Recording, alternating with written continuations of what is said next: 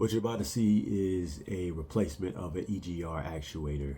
And before the video gets started, I just wanted to let y'all know that there is some video shakiness to it because I was recording with, I was basically recording with a phone without video stabilization. But you still should be able to see everything that's going on. Put the coolant drain, pull this under here. You see the coolant drain there. A little piece right here. So what I'll need to do is take that off. You know, you'll twist that off, but you'll also have to twist it a little bit on the side as well. You'll see when I go ahead and do it.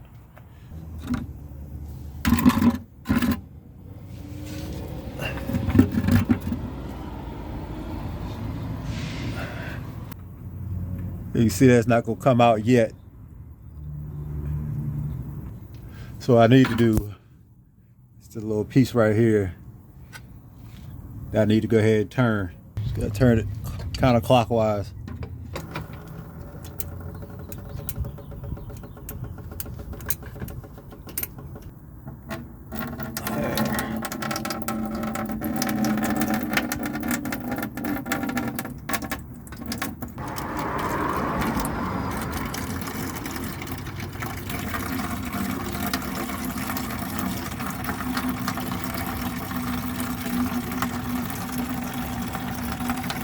There you go.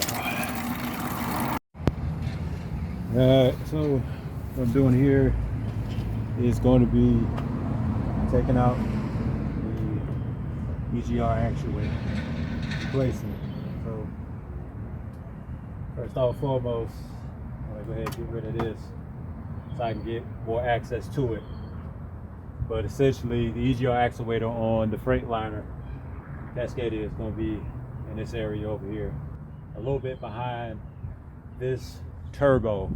So that's gonna suck, but it just is what it is.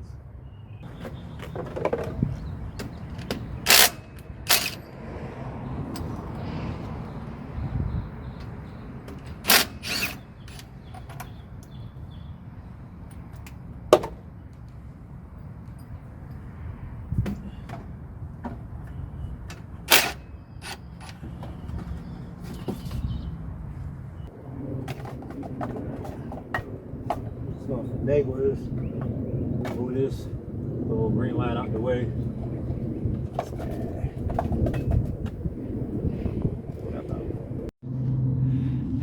With this thing out of the way,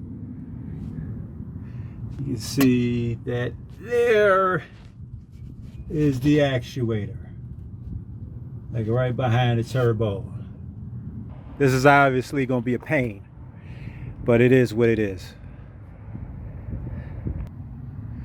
Well, the first things you want to do when you start to take out the actuator is find your cable, which comes down here and comes over to here. So this is the cable I need to take out. Okay, so I needed both hands to get this daggone harness off, but as far as that is concerned, you see this, you see this like, what is that? A grayish silver piece right here. Push that in and that will release this, because it has this little, if you look on the bottom of this, it has like a little part right here that clips it so it doesn't come off. So the next thing I got to do in order to get this thing off is to go ahead and get this thing off so I can get this link off. Then deal with those two coolant lines. Let's see, right here, 1 and then 2, and then I can go ahead and get these nuts off. 1, 2, and then there's another one on the bottom, 3 of them, and then I can get this out. Still not 100% sure I'm going to be able to get this out without moving this line first. but hopefully I will. I mean, if I come basically, if I can get, you know, if I can unscrew everything, I can probably move this up and over this way and then bring it out. So that's what I'm hoping.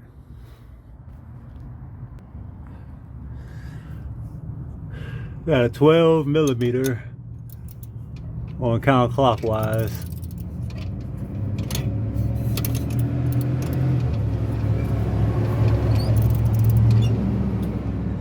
Alright, so I got the bar out the way, so now next thing here is to, okay, it's too close. Next thing I want to do, this is probably the best I'm gonna be able to do. So yeah, go for the coolant lines, one here and one there. After getting the coolant lines off, I'm gonna try to go ahead and take off the brackets.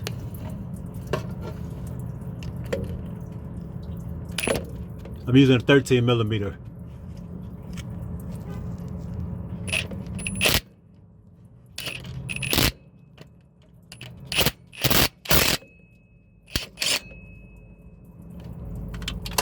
And there goes that.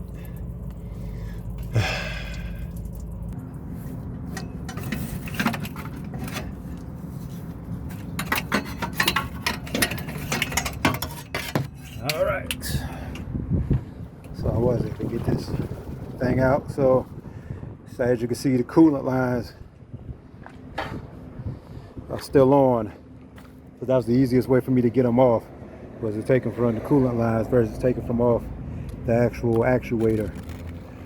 So let's go ahead and stop this thing from, well, let's go ahead and take off the coolant lines from off here, put them on the new actuator, which is right here, and go ahead and put this back in.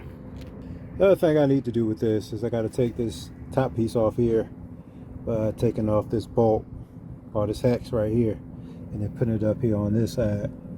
As you can see, I already put the coolant lines up here, but they're not tight.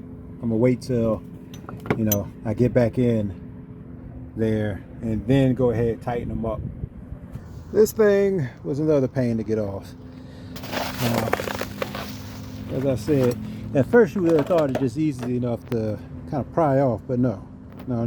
I had to kind of hammer this off in a way where I kind of used this to hammer it off. So kind of slid this,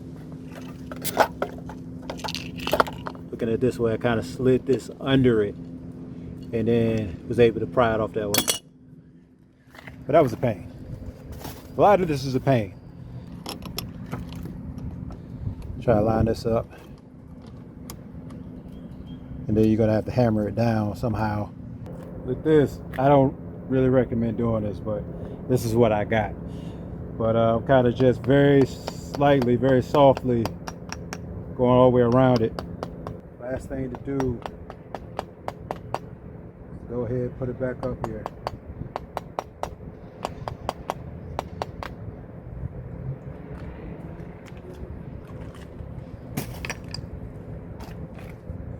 First, I gotta find bolts that I freaking dropped though.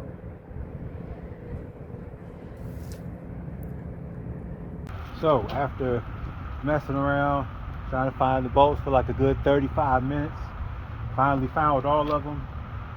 So I can go ahead and start to put this back together.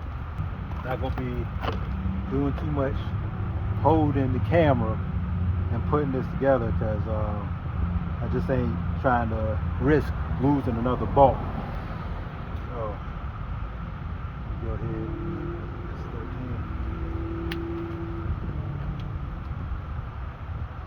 Yeah, put this 13 back up here.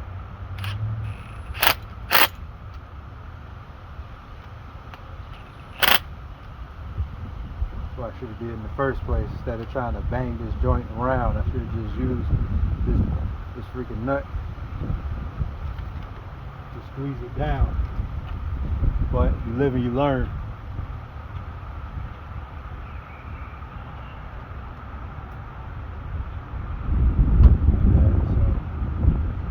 this essentially needs to go up here like this. So as I move it around, I'll make sure that it get like that. But this will probably be the best way to squeeze it in here.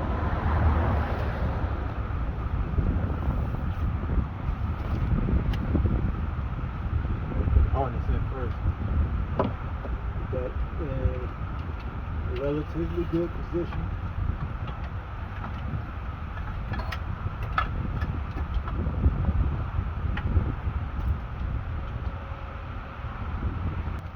While I have this in good position, let's see if I can show you once again.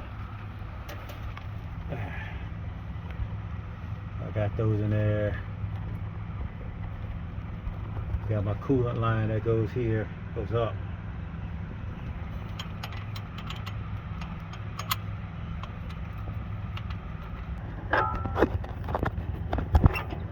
Rod's in the way.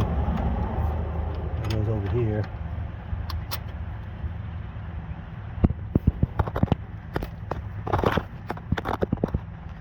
But yeah, that's the last one that goes over there. So after a good while of adjusting and readjusting, I finally got this bracket on, got the lines on, the coolant lines. Still got to tighten this crap back up though. But after that, you know, I put this nut back up here, and so the bar is good to go as well. So yeah, last thing is tighten up these coolant lines, and that's it. I'm good. So hopefully, hey, I gotta put this shield back up here as well. But hey man, hopefully that helped you out. If it did, go ahead and leave a like, etc., all this crap. Oh yeah, I gotta put the coolant back in there too, but you know, whatever. So yeah, leave a like, all that good stuff.